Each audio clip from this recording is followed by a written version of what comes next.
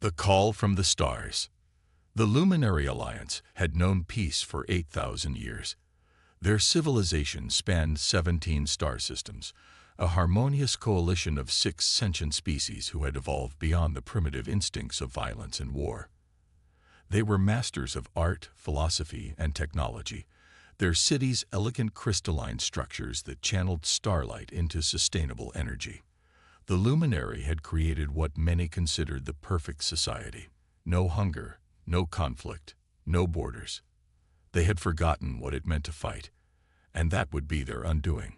Ambassador Sarai stood before the Grand Council, her translucent skin pulsing with distress patterns visible to all 6 species present. The emergency gathering had drawn representatives from every world in the Alliance, their holographic projections filling the circular chamber of the orbital station above Luminaris Prime. "The colony on Vexor has gone silent," Sarai announced, her melodic voice carrying across the chamber. "There is nothing left. No debris, no energy signatures, no quantum echoes of life. It is as if the entire planetary system simply ceased to exist." Murmurs of disbelief rippled through the assembly.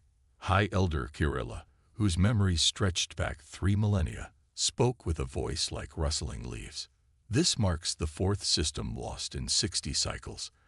The Void Harvesters grow bolder. They are no longer confined to the galactic rim.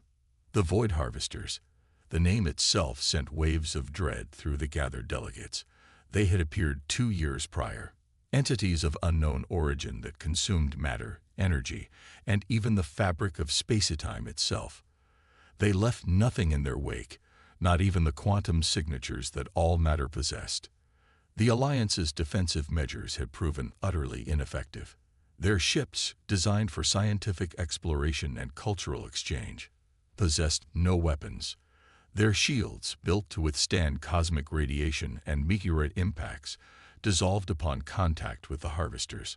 "Our predictive models indicate they will reach Luminaris Prime within 30 cycles," continued Sarai, projecting a stellar map showing the harvesters' methodical advance through Alliance territory.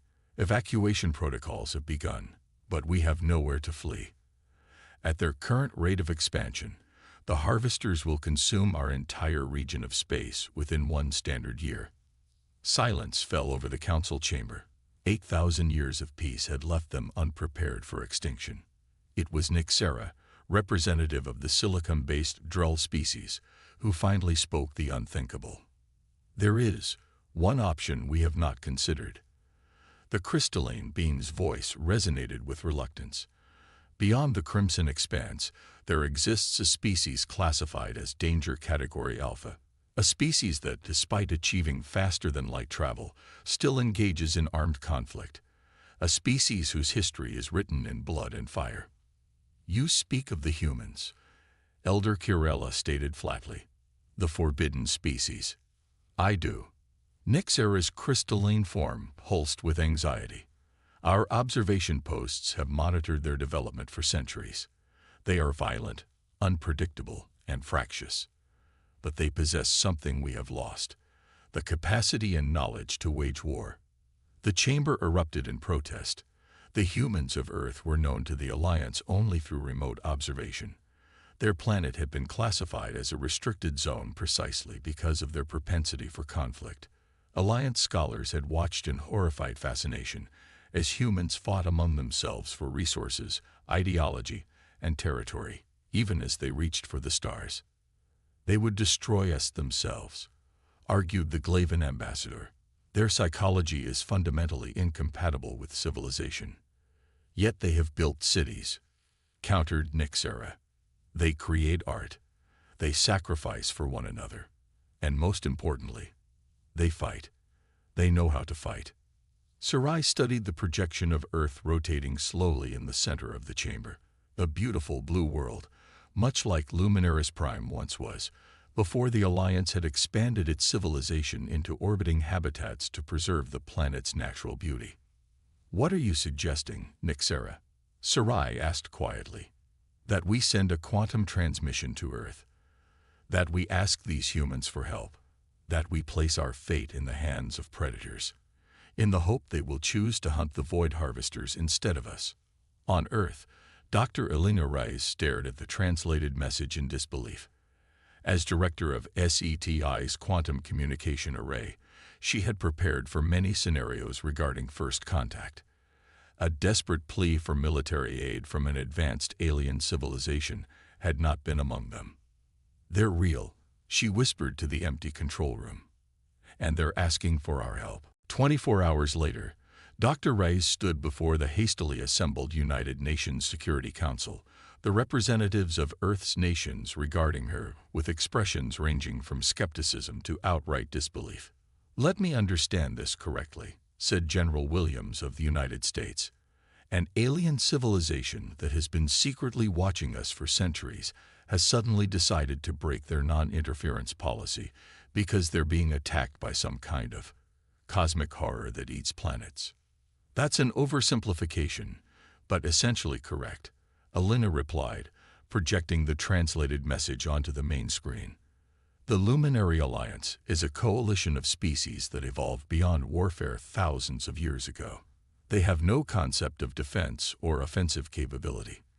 The entities they call void harvesters are consuming entire star systems, and the Luminary have no way to fight back. And they expect us to save them," the Russian representative scoffed. "With what? Our most advanced ships barely reach Mars." Dr. Rice took a deep breath. "According to their transmission, they're willing to share their FTL technology with us in exchange for our help. They've included technical specifications that our scientists are already analyzing. It appears legitimate." The chamber fell silent as the implications sank in. Faster than light travel, the stars within humanity's grasp. "There's something you all need to understand," Elena continued. "The Luminary didn't contact us because we're the closest or most advanced species. They contacted us because we're the only spacefaring civilization they know of that still remembers how to wage war. They're reaching out to us precisely because of what we consider our greatest shame, our inability to fully overcome our violent past." President Okada of Japan leaned forward. "You're saying they want us to fight their war because we're, what? Savages. I'm saying they see in us something they need desperately, the knowledge of conflict, the understanding of strategy, the willingness to fight when necessary." Elena's voice grew passionate. "Yes, our history is marked by violence, but it's also marked by courage, by sacrifice, by the willingness to stand against tyranny and protect the innocent." She gestured to the star map showing the harvesters' advance. "This isn't just about saving an alien civilization. If these void harvesters consume the Luminary Alliance, what's to stop them from eventually reaching Earth? This is about the survival of all sentient life in our sector of the galaxy." 3 months later, humanity launched its response. Operation Defender comprised 27 ships, a hastily assembled fleet combining military vessels retrofitted with Luminary FTL technology and newly constructed hybrid craft incorporating both human and alien designs. Each carried experimental weapons systems developed under a global cooperation initiative unprecedented in human history. Captain Maya Chen stood on the bridge of the EDF Intrepid, Earth's first true interstellar warship. At 42, she had spent her career commanding nuclear submarines, experience that had made her the logical choice to lead humanity's first military venture into deep space.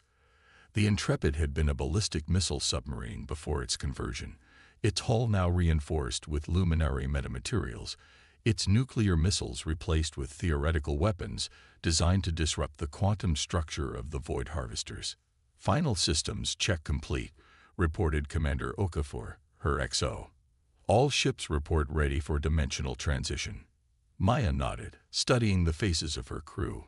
Russian, American, Chinese, Indian, Nigerian, Brazilian, representatives of Earth's nations working together with a unity of purpose that would have seemed impossible just months ago. "Send the final message to Earth Control," she ordered. Message transmitted. Confirmed Communications Officer Park. Response received. "Godspeed, Defender Fleet. All of humanity stands with you. Maya took a deep breath and gave the order that would change the course of human history forever. Engage FTL drives. Take us to the stars. The fleet vanished in 27 flashes of light, leaving Earth behind to begin the 3-week journey to luminary space and humanity's first interstellar war. When humanity fights, the Defender fleet emerged from FTL on the outskirts of the Luminaris system, and immediately Captain Chen understood the gravity of their mission. The outer planets had already been consumed. Where gas giants should have orbited, only empty space remained. The void harvesters were visible even at this distance, massive, undulating distortions in space-time that seemed to bend light around them, their surfaces rippling with patterns that hurt the human eye to observe. "My God," whispered Commander Okafor beside her. "They're eating the star." The luminary sun, once a stable G-type star similar to Earth's own, was visibly diminished, tendrils of stellar matter streaming toward the largest harvester in spiraling patterns that defied the laws of physics as humans understood them. "Receiving transmission from Luminaris Prime," announced Officer Park. They're welcoming us." The main view screen activated to reveal Ambassador Sarai. Up close, the alien was even more striking than the briefing materials had suggested. Humanoid in basic form, but with translucent skin that pulsed with bioluminescent patterns. Her large, multifaceted eyes regarded the human captain with an expression Chen couldn't quite interpret. "Captain Chen of Earth," Sarai spoke, her words translated by the communication system. "Your arrival brings hope to the luminary. We watch in awe as your vessels approach bearing weapons of war, a sight unseen in our realm for millennia." Maya straightened her uniform. "Ambassador Sarai, we come in response to your call for aid. The people of Earth stand ready to assist the Luminary Alliance against the threat of the Void Harvesters. We have prepared as you requested," Sarai continued. 50,000 of our people have been evacuated from the orbital habitats to make room for your soldiers." She pronounced the unfamiliar word carefully, as if it were from a dead language recently rediscovered. "We appreciate your cooperation," Maya replied. "Now we need all the information you have on these harvesters, their movements, behaviors, any patterns you've observed."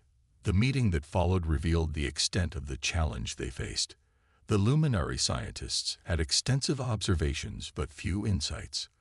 The void harvesters seemed to exist partially outside normal spacetime, making them near impossible to affect with conventional weapons.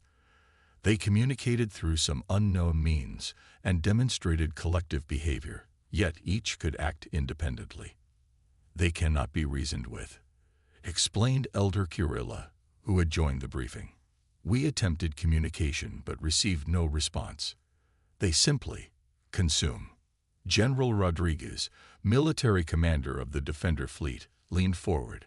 "Have they shown any vulnerabilities? Any aversion to particular energies or materials?" The luminary representatives exchanged glances. "We have not thought in terms of vulnerabilities," admitted Sarai. "Our science has been focused on understanding, not harming." "Well," Rodriguez said grimly, "that's about to change." The first engagement came sooner than expected.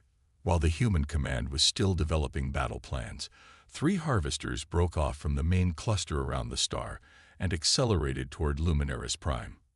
"They've never moved with such purpose before," Sarai said, her skin pulsing with alarm patterns. "It's as if they sense your presence, your threat." "Then we've got their attention," Maya replied. "General, deploy the fleet."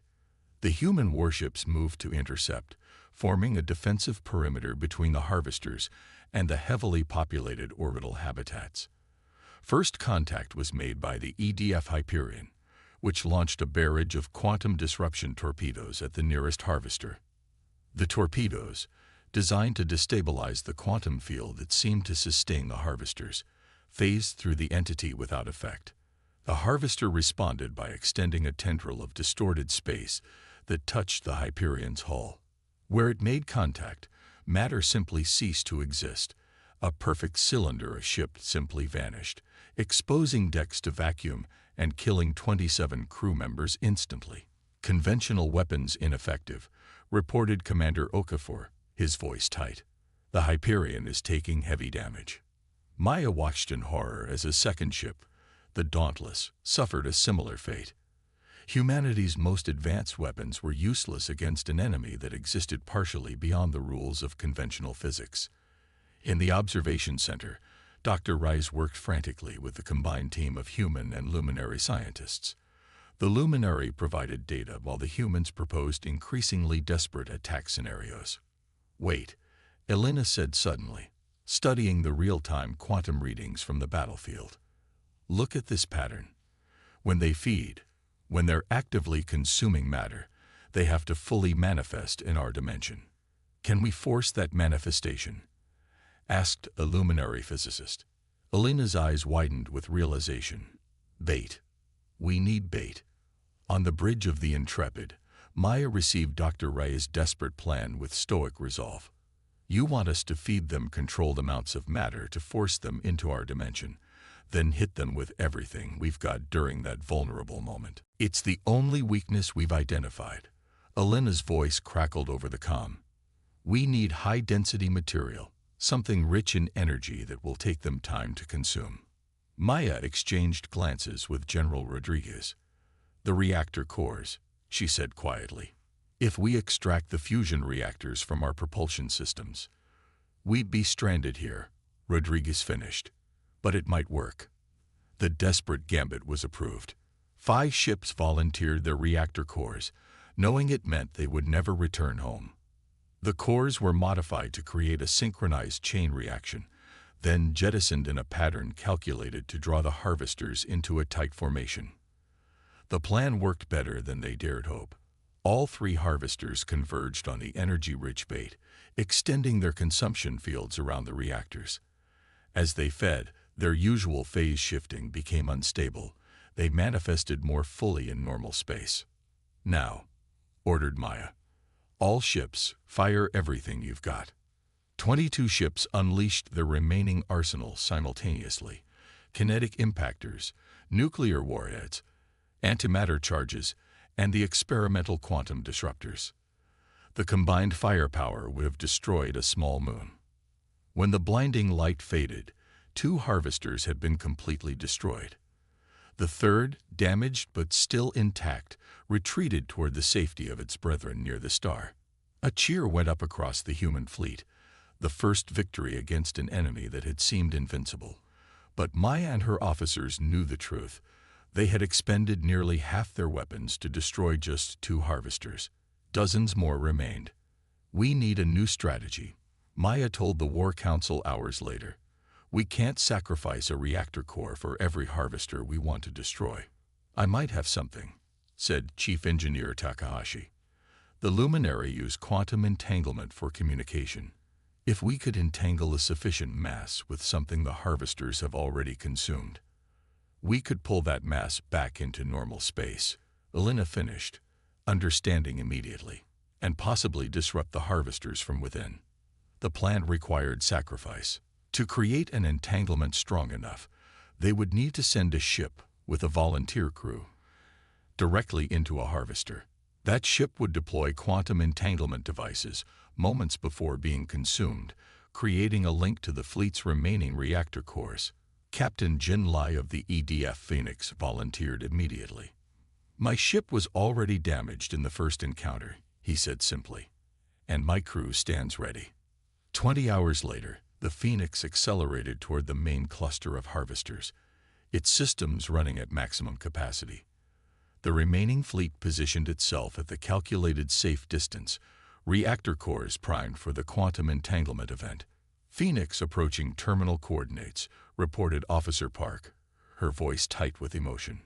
On screen, the small warship was dwarfed by the massive, reality-distorting presence of the harvester swarm. Captain Lee's voice came through clearly.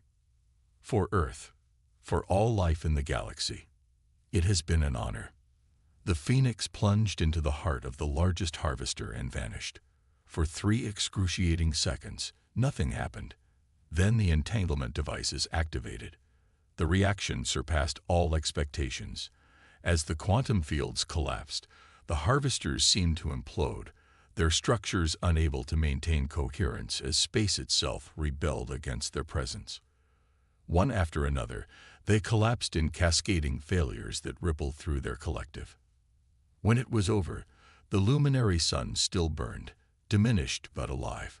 Of the 57 void harvesters that had threatened the system, only scattered fragments remained, already dissipating into quantum foam. The cost had been high. 8 human ships destroyed, over 600 lives lost. But Luminaris Prime had been saved, and with it, the 17 worlds of the Alliance.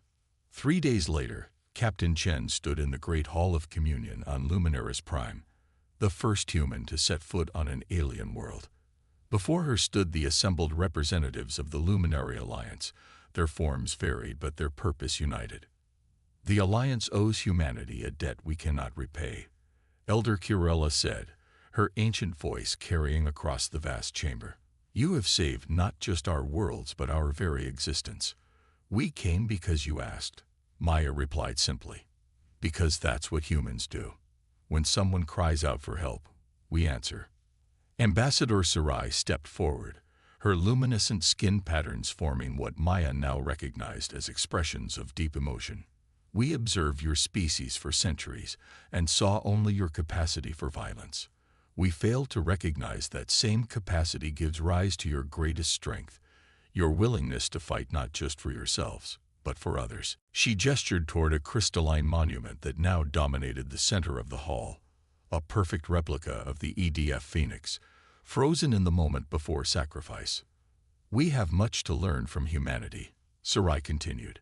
Not to become warriors ourselves, but to understand that peace is not merely the absence of conflict, it is something that sometimes must be defended. Maya thought of Captain Lai and his crew, of the families back on Earth who would receive news of both victory and loss, of humanity's first steps into a larger universe, driven not by conquest, but by a call for help. And we have much to learn from the Luminary, she answered. Perhaps together, we can build something greater than either of us could alone. As she spoke, the first transport ships from Earth were already approaching luminary space, not bearing weapons this time, but scientists, diplomats, and engineers. The stars had called, humanity had answered, and the galaxy would never be the same. In the vastness of space, other civilizations took note. The dangerous species from Earth had emerged from its cradle at last, not as conquerors, but as defenders. And while some felt fear at this development,